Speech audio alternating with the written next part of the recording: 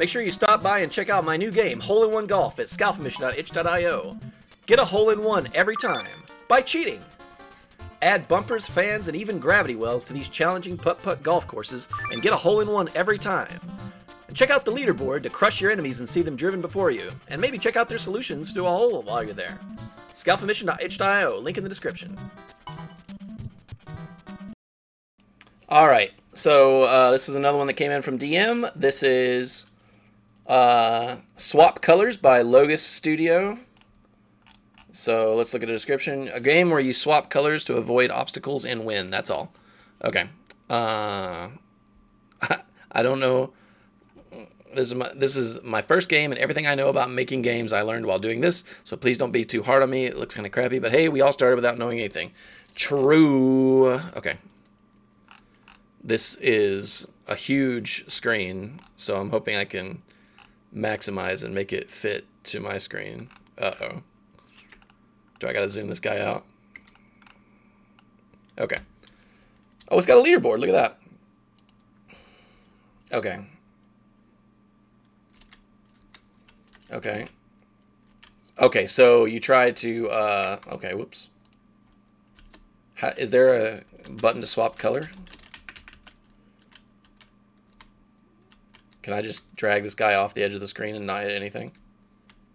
Oh, well, I spoke too soon. Okay.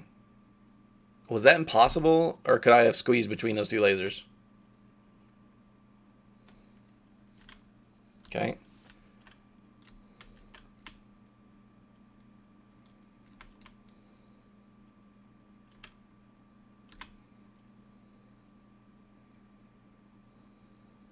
Whoops, I just wasn't paying attention. Okay. So there's no sound. And some of these color combinations make it impossible. Or not impossible. I mean, you can squeeze through the lasers, but you shouldn't be able to squeeze through the lasers.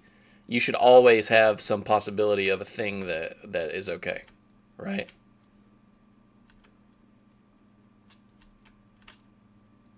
Like, I can sit here until we're done with the laser part, probably. Okay. And over here I can just, I mean, honestly, like if I really want to cheat, I can just drag my thing off screen completely and just sit here. So that's, you know, problematic. But this is a really cool concept.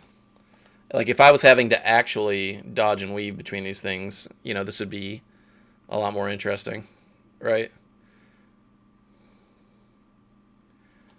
Oh wait, do you only get points if you get like the correct color or something? If you hit the correct color? Let's see that. Oh, okay. So you can't just drag off screen. You know, you can. You'll survive forever, but you just won't get any points. So, never mind what I was saying a second ago.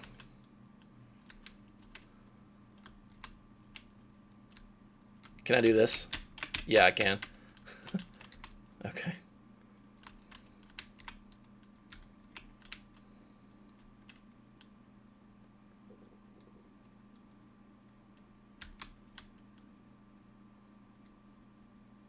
Let's try to cheese the system here. I'm going to go in and out. See, I got like a bunch of points just then. Okay. It says there's a leaderboard. Did I? Oh, I need to put in my name in here. Shoot. Scalf. I'm having to do this one-handed because my microphone's in the way. Mission. Okay.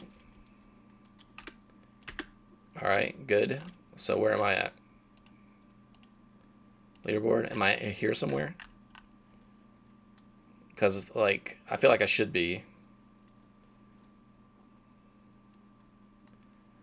These are did somebody just put in a bunch of numbers as their name? Did I hit enter on this? Okay. Let's try again and let's see if it'll put me on the leaderboard. Because I really want to see if your leaderboard thing works.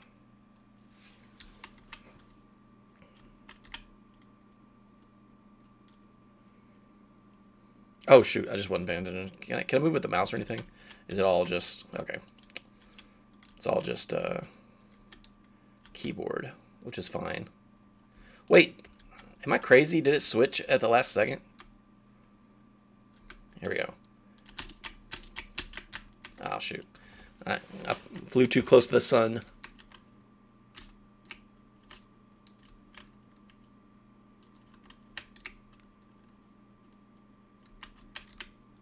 Shoot.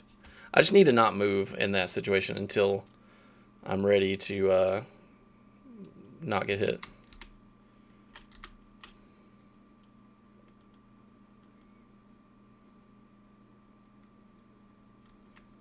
Okay. Here we go. We got it this time. I'm just not going to make that one.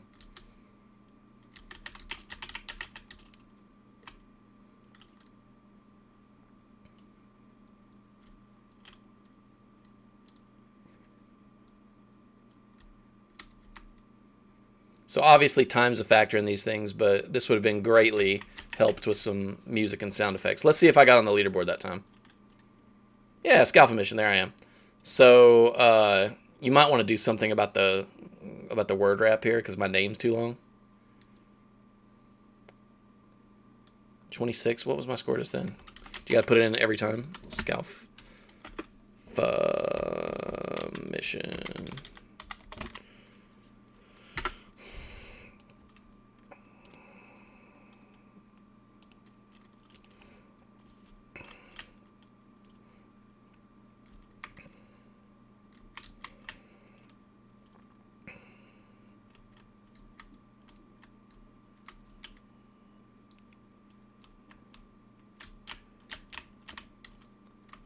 So you see what I'm talking about with this circle part.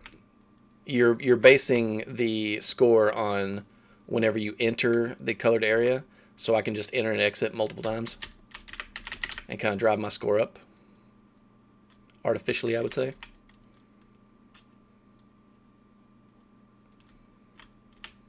Shoot.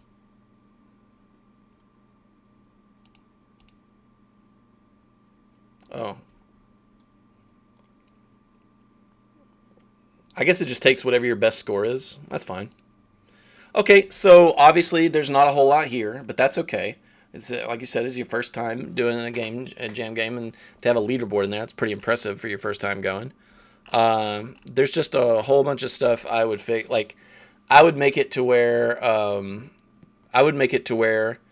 there's never there shouldn't ever be a time where you have to dodge between the lasers, and you shouldn't be able to dodge between the lasers. So that'd be the two things I would say, is that you always make sure that at least one of the colors that's coming up to the lasers is one that matches your color, and then tighten up the lasers to where you can't be between them, to where you always have to be making a choice for which laser you're going to hit, and it's more of a fast reaction kind of thing.